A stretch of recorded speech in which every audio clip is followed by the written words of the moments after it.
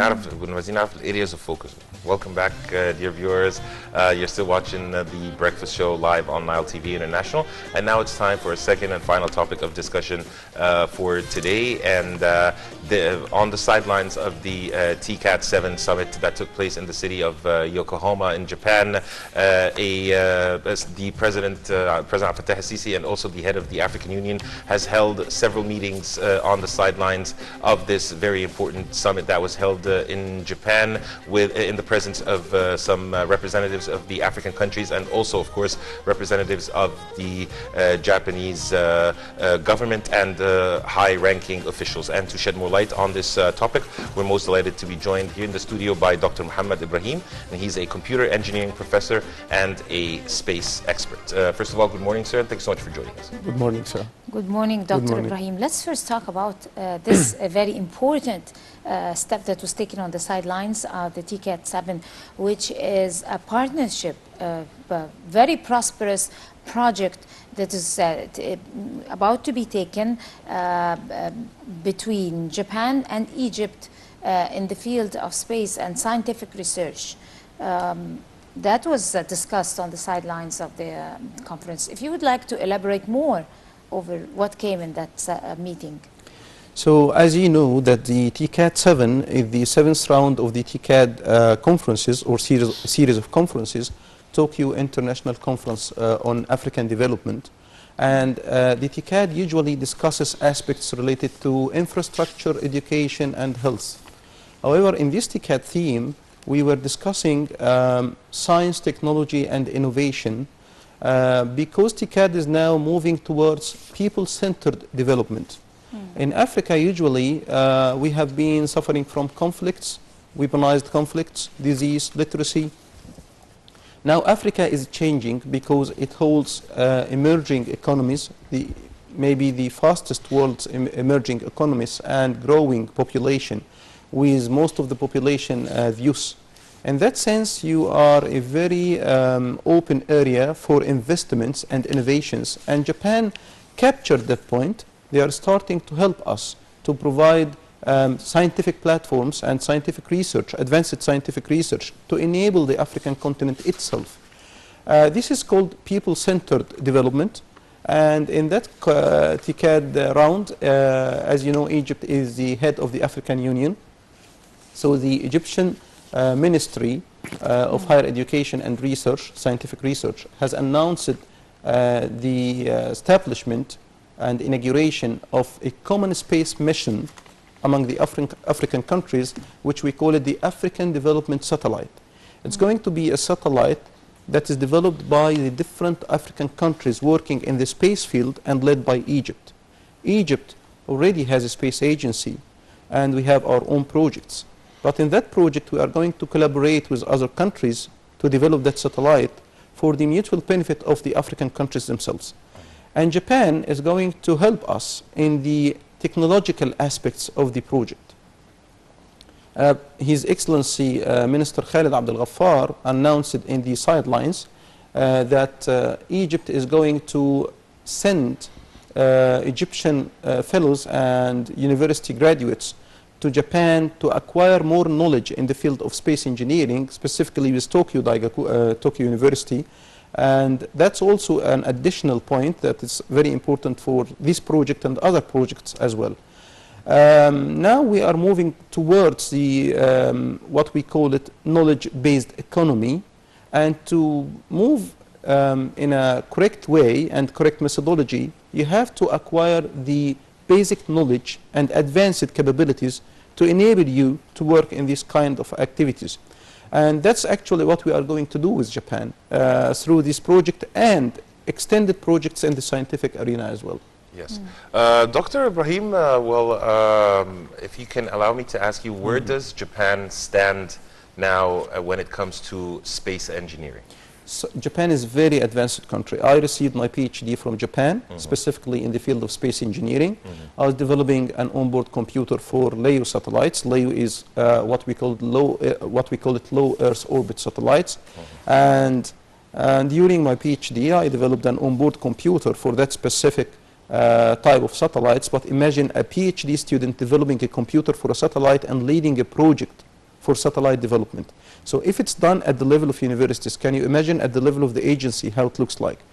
Japan is actually advanced in that field. They have very advanced satellites like the ALOS satellite carrying SAR and multi-band Earth imager. They have advanced capabilities, and more than that, they also have the capability to manufacture their electronic components. And this is very important in the field of space, because in space engineering, usually when you have a space agency, you would like to have some of the crucial technologies in-house. You do not really need to get everything outside, from outside. So if we look at it from a business perspective, we call it the upstream and the downstream. You would like to acquire more from the upstream, which means you are acquiring more of the raw material itself, and manufacture your own items, the crucial ones, for what we call the state independence programs. And Japan is very advanced in that aspect. They manufacture their own memories. I don't want to mention names, but very huge companies actually. Even you can point it out from what you are using, the flash memories and so on. Some of them are very famous from Japan, of course. And in that aspect, they have the enablers, what we call them technology or technological enablers. When you want to work in a field like space, you have first to understand what are the crucial parts that you need to develop internally, what are the enabling technologies that you need to acquire, what are the sensitive technologies that you need to focus on, and Japan did all that exercise. The JAXA itself, which is the Japanese Exploration Agency, Space Exploration Agency, even are sending astronauts to space. So Japan internationally is a very well recognized country in that field. And we do not forget, of course, the KIPO, they call it the KIPO part, which is the Japanese compartment in the International Space Station.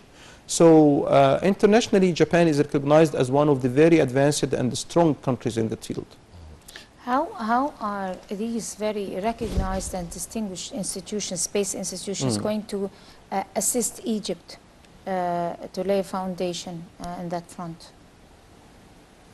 Very good. So actually, let us look at space not as a kind of fancy science. Space now is used as an economic platform for countries to generate revenue. When we look at space, we have 4 sectors. We have the ground operations, we have the launching sector, we have the manufacturing sector, and we have the services. All of the 4 sectors are a huge economic platform for countries to generate revenues. And having a bilateral relation with Japan and a multilateral relation among the African countries sponsored by the Japanese JAXA would help us to create viable business models.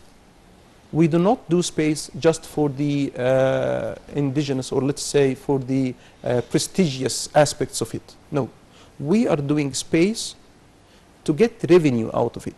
And when we say revenue, we are talking about tangible revenue. We are talking about real return on investments. We are not talking only about security, which is very important.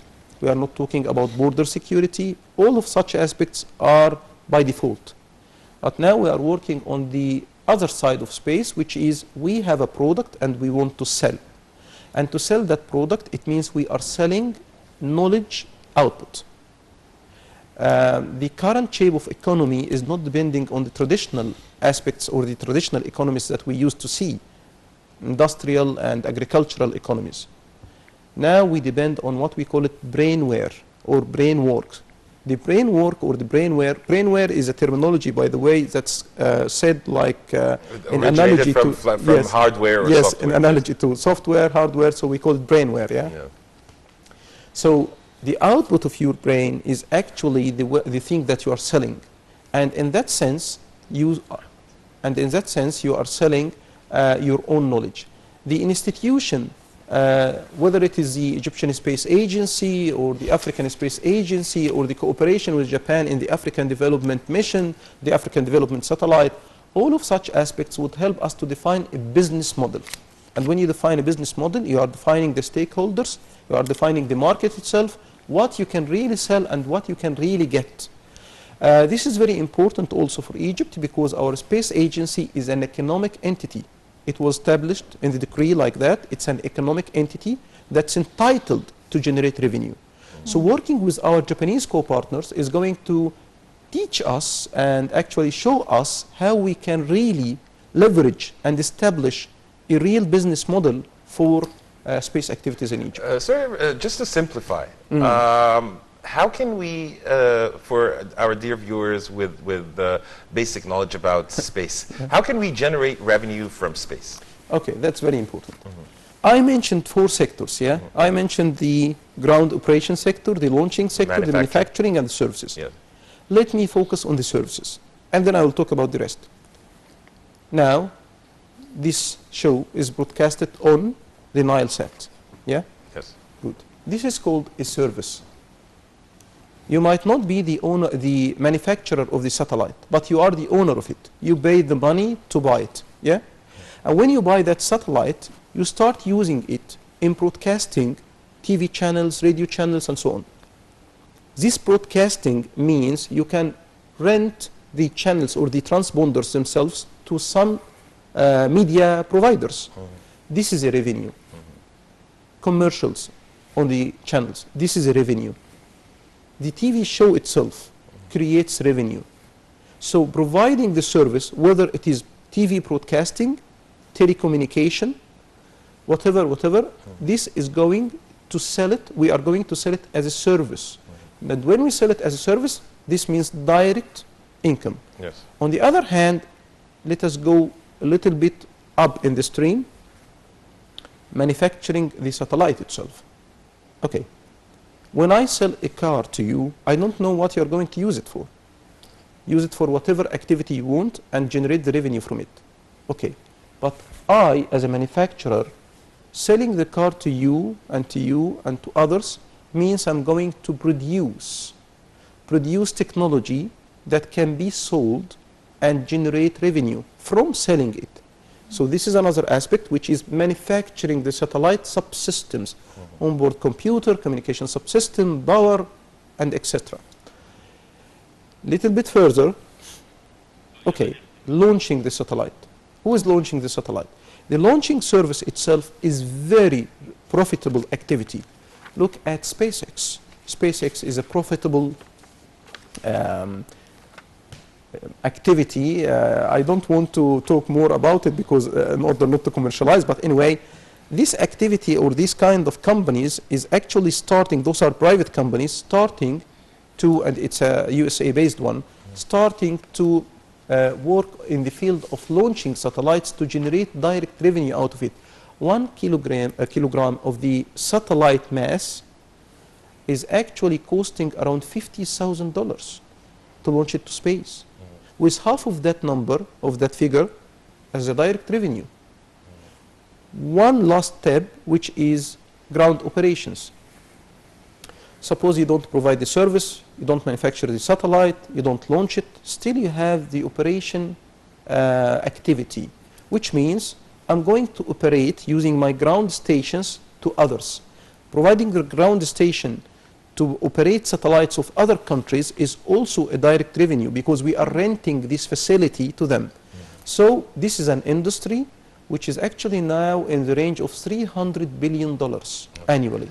Well, Dr. Ibrahim, it's a very dense topic that we have to dedicate further episodes and segments to talk about this very significant and interesting topic. Dr. Mohamed Ibrahim, computer engineering professor and space expert, thank you so much for your insight, and thank you so much for being with us on The Breakfast Show. Thank you.